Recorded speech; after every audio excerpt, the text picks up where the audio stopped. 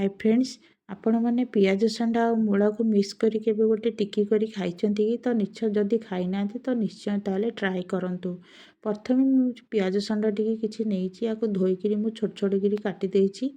यह काटि हे जिया परे मूला 4-5टी नेइछि यार चोपा छडेइकिरी मु याको गोटे ग्रेटर साहाय्य रे कटर कर देइछि।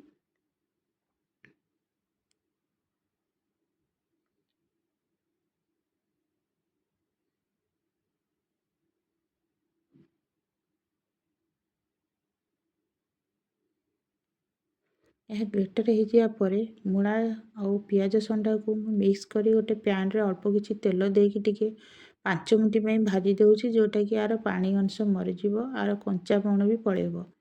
यापर मु 15 मिनिट पूर्व चाउल किछि बतुरई थिली, अल्प चाउल आउ एथिरे किछि नड़िया सुखिला लंका और जीरा देकी याको दरदर ये पेस्ट कर देइछि।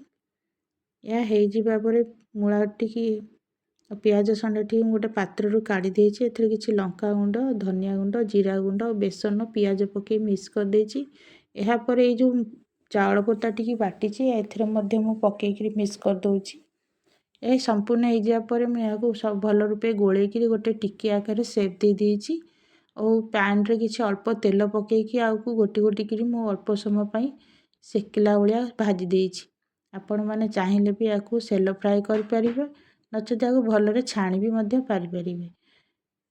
एबे टिक्की गुडी को संपूर्ण रूपे भल रूपे हो जाइछि देखंतु।